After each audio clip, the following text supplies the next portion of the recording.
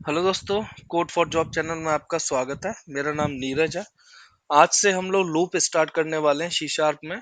ये C sharp का tutorial है और ये जो अंडर आता है वो 90 डेज के जॉब ओरिएंटेड कोर्स का है। अगर आप जॉब ओरिएंटेड कोर्स को 90 डेज के जॉब ओरिएंटेड कोर्स को अगर आप ज्वाइन करना चाहते हैं तो नीचे डिस्क्रिप्शन में मैंने लिंक दे रखा है, वहां से जाके आप पूरी प्लेलिस्ट देख सकते हैं या फिर आप डाउनलोड भी करना चाहें तो डाउनलोड भी कर सकते हैं, है ना। अगर आप चैनल पर नए हैं तो चैनल को प्लीज सब्सक्राइब कीजिए। अगर वीडियो पसंद आए तो वीडियो को लाइक कीजिए। तो चलिए शुरू करते हैं। तो मैं आपको आज बता रहा हूँ वाइल लूप। वाइल लूप से पहले मैं आपको बताता हूँ थोड़ा सा लूप के बारे में कि लूप होता क्या है। लूप क्या होता है, जैसे मान के चलिए आपको एक से लेके 100, 1 से लेके 10 तक की गिनतियां प्रिंट करानी है। तो अभी तक जो हमें पता है, जो मैंने जितना पढ़ाया हुआ है उसके बेस पे हम क्या करते हैं, कंसोल डॉट राइट लाइन, है ना। और यहाँ पे अगर हम 10 तक प्रिंट कराएंगे तो हम लिखा 1, है ना। और यहाँ पे अब मैं इसको कॉपी करता हूँ और इसको पेस्ट करता चलता हूँ, है ना। ये 1 हो गया, ये 2 हो गया, ये 3 हो गया, है ना। देखिए, थोड़ा सा बोरियत लेक्चर होगा, लेकिन ना ये आपको ना एक कॉन्सेप्ट समझ में आ जाएगा। तो प्रोग्रामिंग की जो एबीसीडी है ना, जो लॉजिक है, वो आप लगाना सीख जाओगे। क्योंकि लूपिंग ही सबसे मोस्ट इम्पोर्टेंट थिंग है जिसके थ्रू आप सीखते हैं। तो ये हो गया 9, है ना, और ये हो गया हमारा 10। तो 1 से लेके 10 तक की हमें प्रिंट कराना है। तो अब हम इसको रन करेंगे। अगर आप पहली बार सी शार्प देख रहे हैं और आप सी शार्प में इसके पहले कुछ नहीं जानते तो सी शार्प के स्टार्टिंग से मेरे ट्यूटोरियल देख लीजिए, वो भी आपको 90 डेज के कोर्स में मिलेंगे। तो ये प्रिंट हो गया 1 to 10, है ना, 1 to 10 प्रिंट हो गया। लेकिन हमने क्या किया, हमने इसके लिए ना कई बार कंसोल राइट 10 टाइम्स लिखा है। अब मान के चलो हमें कोई भी चीज ना 1000 बार प्रिंट करानी है तो क्या करोगे, 1000 टाइम लिखना पड़ेगा। तो 1000 टाइम लिखोगे तो भाई कोड जाएगा कहाँ, इतना तो बहुत ज्यादा बड़ा कोड हो जाएगा। ये तो था मतलब बेसिक सिनेरियो जो मैं आपको समझाने के लिए बोल रहा था।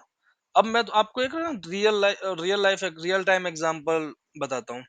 रियल टाइम एग्जांपल ये है, मान के चलिए आपके पास एक डेटाबेस है, उसमें एक टेबल है ना। अब उस टेबल का डेटा आपको वेबसाइट पे डिस्प्ले कराना है। वेबसाइट पे अगर डिस्प्ले कराना है तो एक तरीका तो ये है, आप पूरा टेबल का डेटा लो, 1 by 1 मतलब प्रिंट करा दो। लेकिन मान के चलो आपके पास है 1 लाख रिकॉर्ड, वो आपको डिस्प्ले कराने हैं। तो उसके लिए क्या करेंगे, फिर उसके लिए वहां पे आप लूप यूज करेंगे, क्योंकि बार बार नहीं होगा। वो क्या करेगा, लूप जो है उसको एक ही बार चलेगा और एक एक करके डेटा को वो डिस्प्ले करा देगा आपकी वेबसाइट पे, है ना। तो लूप का मेनली काम ये होता है। तो अब है इसमें वाइल लूप। देखो 4 टाइप के लूप होते हैं सी शार्प में, while loop, do while loop, for loop और फॉर ईच लूप। आज हम लोग वाइल लूप पढ़ेंगे, है ना। इसके बाद में हम लोग बाकी के 1 by 1 करके पढ़ेंगे। ठीक है, तो थोड़ा सिंटेक्स समझ लीजिए। सिंटेक्स है वाइल। वाइल के अंदर हम लोग लिखते हैं कंडीशन। कंडीशन क्या होती है, कंडीशन होती है कि लूप कितनी बार चलेगा। कितनी बार मतलब कितनी बार, मतलब कितने टाइम तक चलेगा। मतलब जैसे 10 हमें चाहिए, 10 बार हमें चलाना है तो 10 यहाँ पे कंडीशन डाल देंगे, है ना। स्टेटमेंट में क्या रहेगा, स्टेटमेंट में जो भी हमें प्रिंट कराना है, डिस्प्ले कराना है, क्या कराना है, डेटा लेके आना है डेटाबेस से, उसको स्टोर कराना है, वो सब स्टेटमेंट के अंदर आएगा। इसका फ्लो डायग्राम कैसे काम करता है, फ्लो डायग्राम ऐसे काम करता है, ये होगा स्टार्ट। स्टार्ट के बाद में ये जाएगा कंडीशन पे, जो वाइल की कंडीशन होगी। अगर कंडीशन फॉल्स है, मतलब कंडीशन मैच नहीं कर रही है, तो फॉल्स में जाएगा और आपका वाइल लूप एंड हो जाएगा। अगर वो ट्रू है तो स्टेटमेंट में जाएगा, स्टेटमेंट को डिस्प्ले कराएगा। यहां से फिर स्टेटमेंट से फिर से कंडीशन चेक करेगा। कंडीशन चेक करने के बाद में फिर ये जाएगा, अगर ट्रू है तो अंदर जाएगा, फॉल्स है तो बाहर आ जाएगा। तो ये है फॉर वाइल लूप का कॉन्सेप्ट। तो चलिए 1 से लेके 10 तक की काउंटिंग हम लोग यहाँ पे प्रिंट कराते हैं ना। तो मैं क्या करता हूँ, यहाँ पे एक वेरिएबल लेता हूँ, int x equal to 1 define कर देता हूँ, है ना। 1 भी ले सकते हैं, 0 भी ले सकते हैं, 5 से प्रिंट कराना तो 5 भी ले सकते हैं, आप जो मर्जी आए वो कर सकते हैं, ठीक है। तो हम यहाँ पे लेते हैं वाइल, है ना। अब यहाँ पे हमें देना है कंडीशन। तो कंडीशन क्या देना है, x is less than and equal to 10। जो अब मैंने यहाँ पे क्या कंडीशन दिया, वाइल। वाइल के अंदर दिया कि x जो है वो या तो 10 से छोटा हो या 10 के इक्वल हो, है ना। 10 से छोटा या 10 के इक्वल है। तो अब हम क्या करेंगे, अब हमको देना है कंसोल डॉट राइट लाइन, वही, है ना। कंसोल डॉट राइट लाइन दिया, है ना। और हमें यहाँ पे क्या डिस्प्ले कराना है, यहाँ हमें x की वैल्यू डिस्प्ले कराना है। तो हम सिंपल x लिखेंगे, है ना। और यहाँ पे अब क्या करना है, अब हमें जैसे इसने इंटेलिजेंस दे दिया x plus plus, x plus plus का मतलब है कि ये एक बार चला, इसके बाद में x में ऐड कर देगा। मतलब x की वैल्यू पहले क्या है, 1 है, 1 है मतलब 10 से छोटी है, तो ये चलेगा, अंदर आएगा, है ना, अंदर आके 1 प्रिंट करा देगा। फिर यहाँ आएगा x plus plus, x plus plus, फिर ये इसमें इंक्रीमेंट कर देगा। आपने अगर डेटा स्ट्रक्चर पढ़ा हो, अगर आप कंप्यूटर साइंस के छात्र हैं या इंफॉर्मेशन टेक्नोलॉजी के छात्र हैं, तो आपने डेटाबेस पढ़ा होगा, जिसमें प्लस प्लस आई करते थे हम लोग, आई प्लस प्लस करते थे, मतलब प्री इंक्रीमेंट और पोस्ट इंक्रीमेंट करते थे, है ना। तो वही वाला कॉन्सेप्ट है यहाँ पे। तो ये मतलब अब दूसरी बार जब चलेगा ना, पहली बार चला तो x की वैल्यू पहले से 1 है, फिर उसमें 1 ऐड हो जाएगी, तो ये होगी 2, है ना। 2 होने के बाद में ये फिर जाएगा, फिर चेक करेगा कि 10 से छोटा है, तो फिर ये चलेगा, है ना। 10 से छोटा है, फिर अंदर आएगा, फिर एक इंक्रीमेंट होगा, तो ऐसे ये 10 टाइम्स चलेगा। 10 के बाद में जैसे ही 11वां होगा, तो ये बाहर आ जाएगा, है ना।